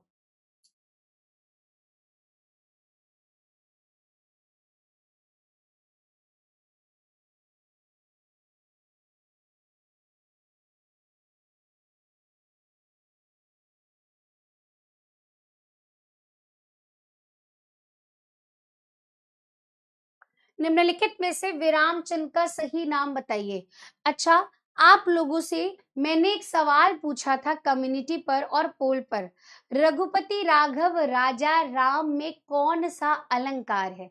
बहुत सारे बच्चों ने सही उत्तर दिया था, बहुत सारे बच्चों ने गलत उत्तर भी दिया था। अधिकतर मतलब 80% बच्चों का सही उत्तर था। आप लोग मुझे बताइए उसमें क्या उत्तर सही होगा। हाँ जी, तो इसमें है हमारा उपविराम, ऑप्शन ए क्या हो जाएगा, राइट। मुझे पता था। अल्प विराम, वाह। अभी अभी यहां लगाया है अल्प विराम का चिन्ह, लगाया ना। मतलब थोड़ा सा तो सिंसियर हो जाओ बेटा, थोड़ा सा। अभी थोड़ी देर पहले लिखवाया और ये कौन सा है, उपविराम है। फिर गड़बड़ कर रहे हो तुम लोग, ध्यान कहाँ है तुम लोगों का। आ जाए हम विलोम शब्द पर, चलिए आगे। हाँ जी, वेरी गुड, अनुप्रास अलंकार होगा। चलिए आगे बढ़ते हैं और अब हम देखेंगे विलोम शब्द। विलोम का मतलब ही होता है एक दूसरे के क्या होना, अपोजिट होना। ठीक है, सर्वनाम शब्दों को छोड़कर लगभग सभी शब्दों के विलोम होते हैं। उदाहरण के लिए साकार का निराकार होगा, ठीक है, जन्म का मृत्यु होगा। तो चलिए हम कुछ विलोम शब्द देख लेते हैं, फिर उसके क्वेश्चन करवाऊंगी। ये सिर्फ बेटा प्रैक्टिस पर है, इसके जितने आप एमसीक्यूज लगाओगे, एमसीक्यू, उतने ही आपके विलोम के शब्द अच्छे होंगे। ठीक है, मैं ये भी कहूं कि आप याद करो एमसीक्यूज, नहीं, उससे भी अच्छा नहीं होता। एक बार सिर्फ देख लो और फिर उससे रिलेटेड एमसीक्यूज ज्यादा लगाओ। जितने एमसीक्यूज उतने आपके टॉपिक क्लियर होगा। ठीक है, चलिए, सबल का दुर्बल, ठीक है, दुर्बल मतलब कमजोर, सबल मतलब मजबूत। सभ्य का उल्टा क्या होता है, असभ्य। योग का अयोग्य, सम्मुख मतलब पास, विमुख मतलब सम्मुख मतलब होता है आपके, आपकी तरफ हो कोई चीज, और विमुख मतलब जो आपके मुंह की तरफ ना हो, आप दूसरी तरफ हो। ठीक है, सम मतलब होता है समान, विषम मतलब जो असमान हो। रुचिकर मतलब इसमें रुचि, इंटरेस्ट हो, जिसमें अरुचिकर। पाप पुण्य कर्म विकर्म। गगन धरा, गगन मतलब आसमान, धरा मतलब धरती। भाग्यवान और भाग्यहीन। सुगंध दुर्गंध। बुराई अच्छाई। मूल अमूल, मूल मतलब होता है ना कि इसका ये ओरिजिनल है, ठीक है, एकदम जड़ है। दुर्जन मतलब जो बुरा जन हो, बुरा इंसान हो, उसे कहते हैं बुरा जन। ठीक है, सज्जन जो अच्छा इंसान हो। दोष गुण, सद्भावना दुर्भावना, सद्भावना मतलब अच्छी भावना, और दुर्भावना मतलब बुरी भावना। सदाचारी मतलब जिसका व्यवहार अच्छा हो। ठीक है, सदाचारी मतलब जिसका व्यवहार अच्छा हो, उसे सदाचार कहते हैं। और दुराचारी जिसका व्यवहार अच्छा ना हो, जैसे कंस दुराचारी था। ठीक है, चलिए आगे। सजीव जो जीवित हो, सजीव निर्जीव जो जीवित ना हो। उचित मतलब सही, अनुचित मतलब गलत। सजल मतलब जो जल सहित हो, निर्जल मतलब जिसमें जल ना हो। उपयुक्त मतलब सही, अनुपयुक्त मतलब गलत। सगुण मतलब जो गुण सहित हो, और निर्गुण जिसमें गुण ना हो। उदार मतलब जो बहुत ज्यादा क्या हो, लोगों की मदद करने वाला हो, और अनुदार जो बिल्कुल मदद ना करे। तीव्र मतलब तेज, मंद मतलब धीरे। इहलोक मतलब यह लोक, परलोक मतलब दूसरा लोक। इष्ट मतलब सही, अनिष्ट मतलब गलत। आस्तिक मतलब जिसका ईश्वर में विश्वास हो, नास्तिक मतलब जिसका ईश्वर में विश्वास ना हो। आस्था वही होता है, अनास्था भी वही होता है। आज्ञा अवज्ञा होता है। आकाश पाताल, अर्थ अनर्थ। अमृत मृत, अमृत मतलब आपको पता ही है, विष। अपना पराया। अग्रज मतलब बड़े भाई को कहा जाता है, या जो पहले पैदा हो। ठीक है, और अनुज छोटे भाई को कहा जाता है जो बाद में पैदा हो। अस्त मतलब डूब जाना। उदय मतलब निकलना। ऊंच मतलब ऊंचा। नीच मतलब उष्ण मतलब गर्मी। शीत मतलब ठंडा। उर्वरा मतलब उपजाऊ। ऊसर मतलब बंजर।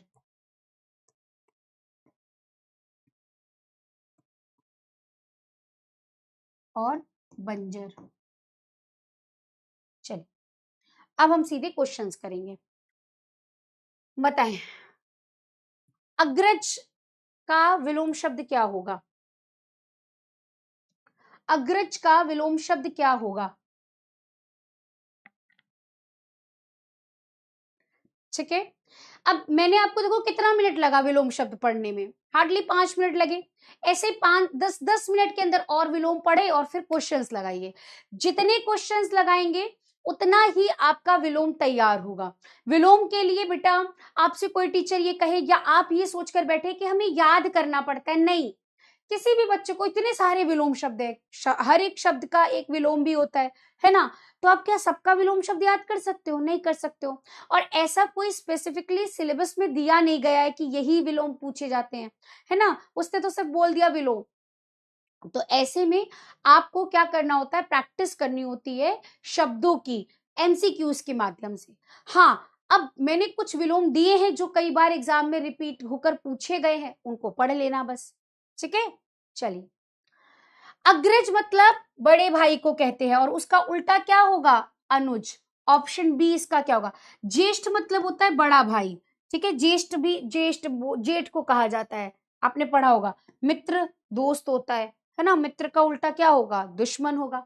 चलिए, तो ऑप्शन बी इसका क्या हो जाएगा? राइट हो जाएगा 91.58%। इसके बाद आ जाता है ऊंच का विलोम शब्द क्या है?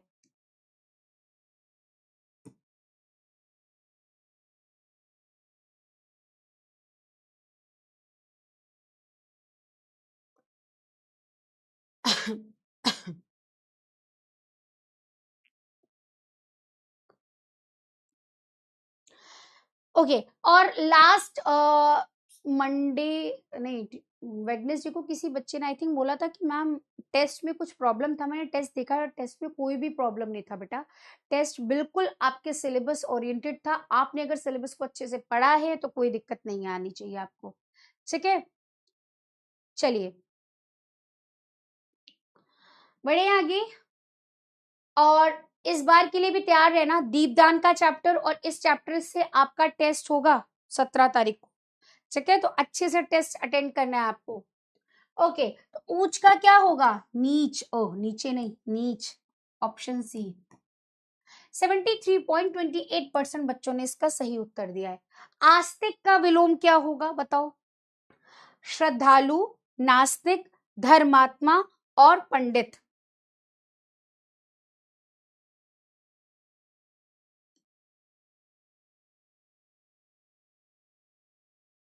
कल कोई छुट्टी नहीं है बेटा, कल क्लास होगी आपकी। कल कई को छुट्टी मिलेगी तुमको है?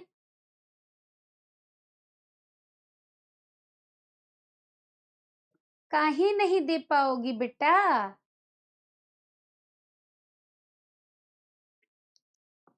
ओके, बताएं। इसके बाद पर्यायवाची भी इसी तरह से, ज्यादा टाइम नहीं लगेगा, खत्म हो जाएगा। उसकी भी क्वेश्चन प्रैक्टिस कर लो, चैप्टर खत्म हो जाएगा आपका। अब भाई इतने सारा व्याकरण पूछा जा रहा है, तुम्हें तो थोड़ा समय तो दो। बिना पढ़े कैसे सिलेबस पूरा करोगे? लास्ट में कहोगे मैडम 2-2 घंटा पढ़ाई दो, ऐसे कैसे चलेगा? नास्तिक, ऑप्शन बी इसका क्या हो जाएगा? राइट। 95.42% बच्चों ने सही उत्तर दिया है। सद्भावना का विलोम शब्द क्या होगा बताओ? दुर्भावना, दुष्टता, बुराई, द्वेष।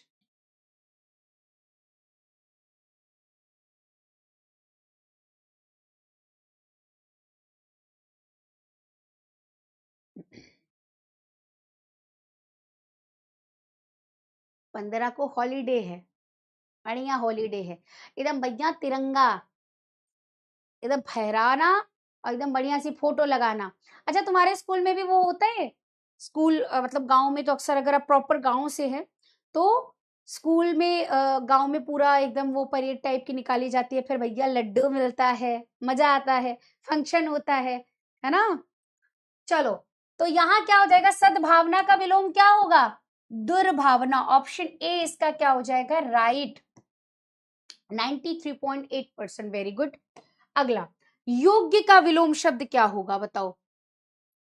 कितने बच्चे प्रैक्टिस कर रहे हैं उस गाने पर? रंगीला रंगीला देश मेरा रंगीला।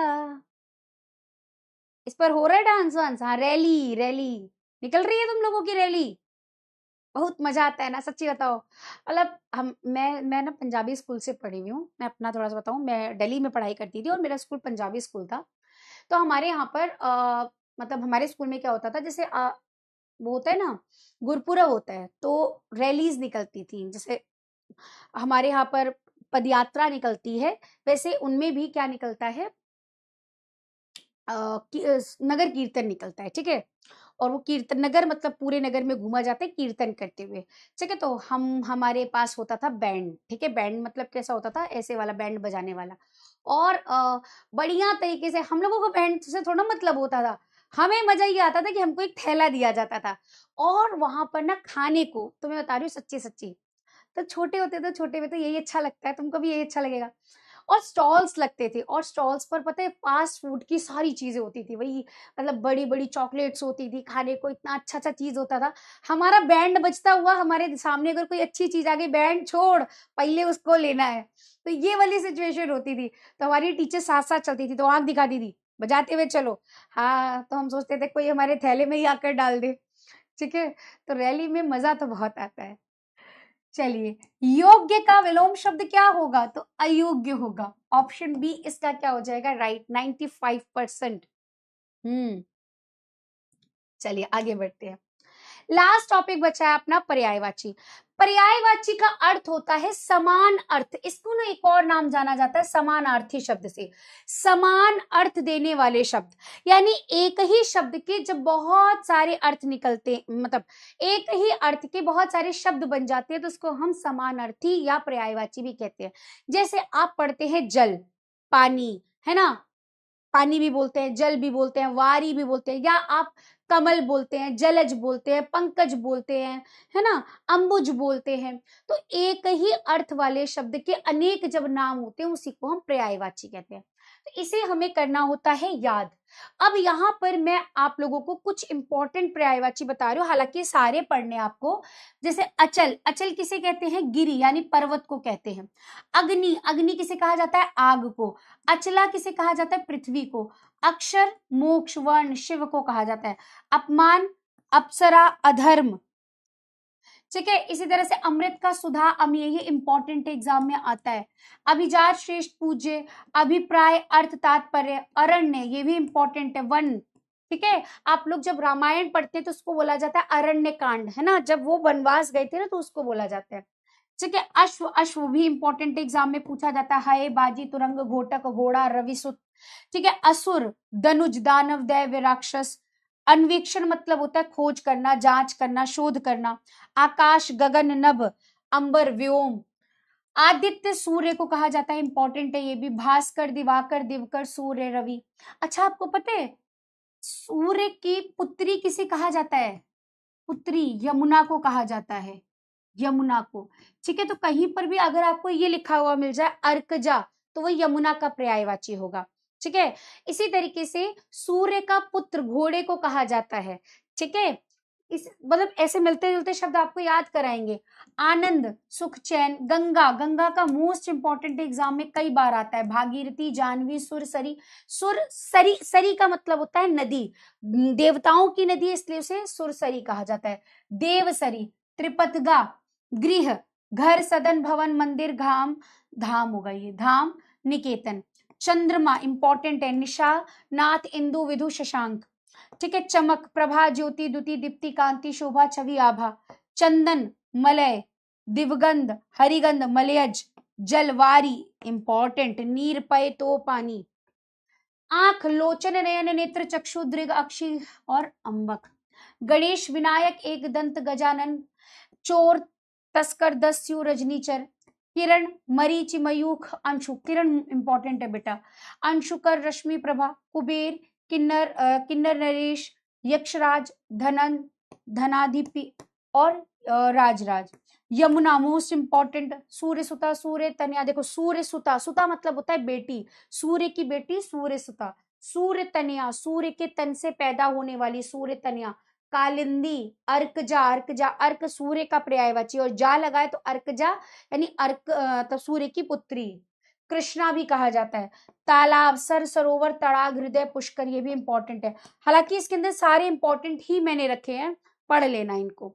ठीक है, और जो आपको बुक में दिए होते हैं मैंने वो आपके नोट्स में रख दिए हैं। इसके अलावा जो और इंपॉर्टेंट है वो मैंने नोट्स में रख दिए हैं, उसको भी देख लेना। नदी, सरिता, तटनी, आपगा, निम्नगा, निर्झनी। मेघ, घन, जलधर, वारिद, बादल, नीरद। मुनि, यति, अवधूत, सन्यासी, वैरागी। पंडित, सुधी, विद्वान, कोविद, बुद्ध, वीर, धीर। पुत्र, तनय, सुत, बेटा, लड़का, आत्मज। पुत्री, तनया, सुता, बेटी, आत्मजा। पृथ्वी, भू, इला, ये इंपॉर्टेंट है। ठीक है, बिजली, चंचला, चपला, विद्युत, सौदामिनी, दामिनी, तड़ित, बिजुरी और क्षण प्रभा। महादेव, शंभु, ईश, पशुपति, शिव, महेश्वर, इंद्र इंपॉर्टेंट है। सुरेश, देवेंद्र, देवराज, पुरंदर, सुरपति, मध्वा, वासर, महेंद्र। ईश्वर इंपॉर्टेंट है, प्रभु परमेश्वर भगवान परमात्मा। गर्मी, कमल, कमल इंपॉर्टेंट है। जलज, पंकज, सरोज, राजीव। सोना, सुवर्ण, स्वर्ण, कंचन, घाटक, कनक, हिरण, हेम और जातरू। सरस्वती, ब्राह्मणी, भारती, भाषा, वाक, गिरा, शारदा, वीणा, पाणी और वागीश। ठीक है। कान, कोयल इंपॉर्टेंट है। वन प्रिय, वसंत दूत, कोकिला, काक, पाली और सारिका। रात्रि, शर्वरी, निशा, रात, रैन, रजनी, यामिनी। ठीक है। इसके बाद आप कमल का दोबारा रिपीट है। कंचन, काम धेनु इंपॉर्टेंट है। इसको कहा जाता है सुरसरभी, सुरभि और सूरधेनु। ठीक है। इसके बाद आप लोग और बस इसके बाद जो मैंने बुक में नोट्स में दिए उनको भी एक बार आप पढ़ लीजिएगा। ठीक है। चलिए, कपड़ा का पर्यायवाची शब्द नहीं है, ये मैं आपको करा देती हूँ। मुझे पता है आप लोगों को एकदम से तो याद नहीं होगा बेटा, ये सिर्फ मैंने नोट्स में इसलिए दिया कि अब से आप याद करना शुरू कर देंगे। ठीक है। तो देखो, पट भी कपड़े का पर्यायवाची होता है, वसन भी होता है, अंबर भी होता है, उदक नहीं होता है। उदक पेट के लिए आता है। ठीक है। चलिए आगे, पुत्र का पर्यायवाची है, अग्रज भी होगा, अनुज भी होगा, तनुज भी होगा, सहोदर नहीं होगा। सहोदर जो दूसरे के पेट से पैदा हो। ठीक है। एक सेकेंड।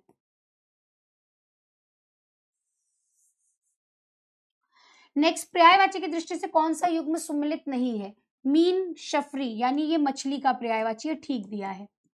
खग, परिंदा, यानी ठीक है, पक्षी का पर्यायवाची है। नौका, तटनी और पति वल्लभ। अब यहां से मैं 2-3 क्वेश्चन आपको दे रही हूं होमवर्क में। नौका तटनी का है या पति वल्लभ का है, ये आप मुझे होमवर्क में बताएंगे। यमुना का पर्यायवाची नहीं है, एक ये क्वेश्चन। और लास्ट एक क्वेश्चन है कि रात्रि का पर्यायवाची का चयन कीजिए। ठीक है। ये 2 क्वेश्चन मैं आपको होमवर्क में दे रही हूँ, हालांकि बहुत आसान है, आपको दिख भी रहा होगा। ठीक है। ये कहां से आ गया? मुझे लगा 2 ही बचे थे। हाँ, एक और क्वेश्चन है, ये भी आपका होमवर्क में है। चलिए अब ले लेते हैं आपका डाउट। ऊपर विलोम शब्द लिखा है। ओ ओ ओ सॉरी बेटा, वो मिस्टेक हो गई होगी, मैं इसको ठीक कर देती हूँ, एक सेकेंड। वो कई बार क्या होता है ना, टाइपिंग एरर हो जाता है, इसकी वजह से वो होगा।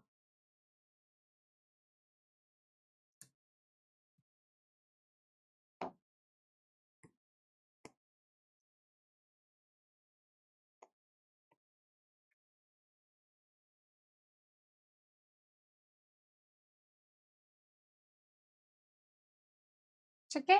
चलिए, यहाँ पर भी मतलब कि ये इकट्ठे हो गए।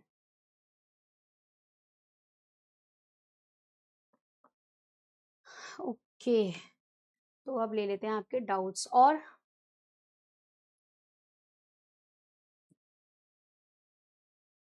हाँ जी बेटा, पर्यायवाची, पुत्र का पर्यायवाची बताना है। एक second. Okay okay okay okay okay, हाँ ठीक है, तो तुम लोग बता देना, मैं उसको सही कर देती हूँ, मैंने होमवर्क में दिया था शायद क्या। ओके, ये तनुज होगा बेटा, तन से पैदा होने वाला। अग्रज मतलब बड़े भाई का होता है। ठीक है।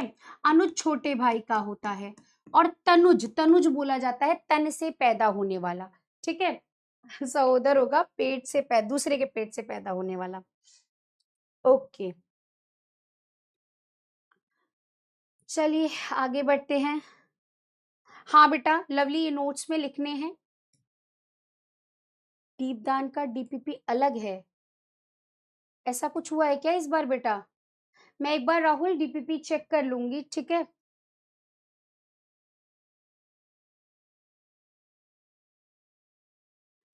हरीश बेटा, नेक्स्ट क्लास में बताती हूँ, आज क्लास लंबी हो गई है, नेक्स्ट क्लास में बता दूंगी। ठीक है।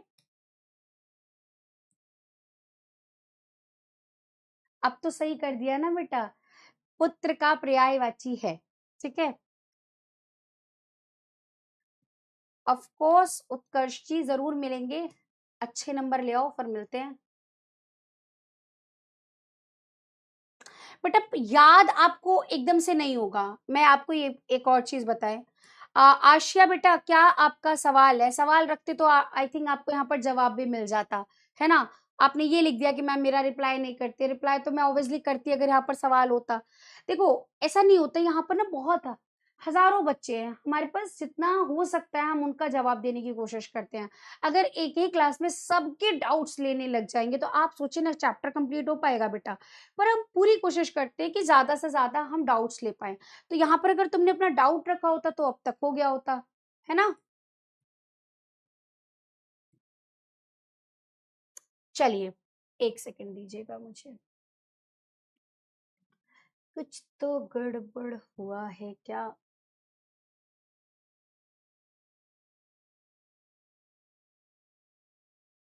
ये देखो बेटा, ये रहा तनुज, है ना। तो क्वेश्चन सही था, मैंने ही उसमें गड़बड़ कर दिया था, मैंने पढ़ लिया था नहीं करके, तो तनुज था। ठीक है, आप लोगों को यहाँ मिल गया होगा इसका प्रूफ, नहीं तो तुम लोग उसको बार बार लिखोगे। चलिए, तो ये था आज का आपका पूरा का पूरा चैप्टर। दूसरी चीज यहाँ पर डीपीपी, आप लोगों से मुझे एक पोल करना है, आप लोग मुझे आंसर करिएगा कि आप लोगों के अब तक दीपदान का आप छोड़ दीजिएगा, अगर ऐसा कुछ हुआ है मैंने चेक कर लूंगी, ऐसा होना तो नहीं चाहिए क्योंकि हम लोग पूरा अप्रूव होता है। हाँ, अपलोडिंग में हो सकता है कुछ गड़बड़ हुई हो, अदरवाइज ऐसा होगा नहीं, मैं एक बार चेक कर लेती हूँ। अब तक जितने भी डीपीपी आ रही है, डीपीपी के अंदर जो क्वेश्चंस होते हैं, सारी चीजें, वो सब कुछ आपको क्लियर है, सही डीपीपी मिल रही है, एक बार आप लोग मुझे पोल में बताएंगे। ठीक है, मैं इसको यहाँ पर मेंशन कर दे रही हूँ, 1 सेकेंड। और ये जरूरी है बेटा, ये बताना है आपको, ठीक है। डीपीपी सही मिल रही है, कोई परेशानी, कोई दिक्कत, कोई समस्या तो नहीं है इसमें। ए में हाँ, बी में ना, ठीक है। चलो बताओ।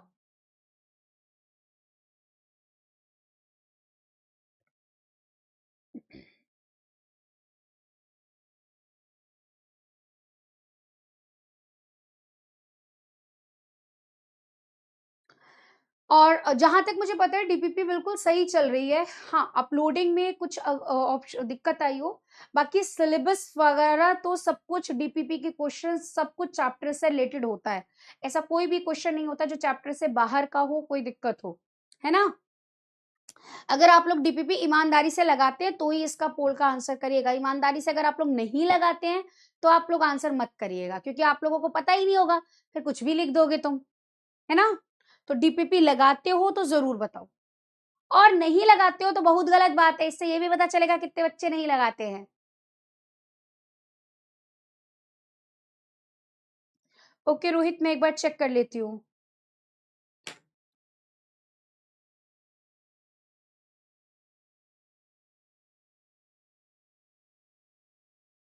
मैं क्लास के एंड में चेक करती हूँ, और ऐसा होगा दीपदान का अगर, तो मैं उसे चेंज कराऊंगी, ठीक कराऊंगी। आप क्लास के एंड में, है ना, आज क्लास रात तक में उसके भी डीपीपी के क्वेश्चंस लगाइएगा, ठीक है, मैं उसको ठीक करा दूंगी अगर गलत लगा है तो।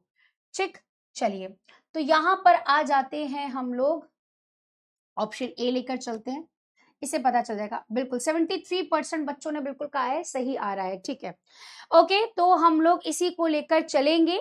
बाकी बाकी जो स्टूडेंट्स हैं, मतलब जो दीपदान का रह गया, अगर गलत हुआ है बेटा तो मैं उसको ठीक करा दूंगी। क्वेश्चन सही बने थे, मे बी वो अपलोडिंग में गलत हुआ होगा, है ना, टीम की वजह से टीम ने कुछ गलत लगा दिया गया होगा, तो मैं एक बार उसको चेक कर लूंगी।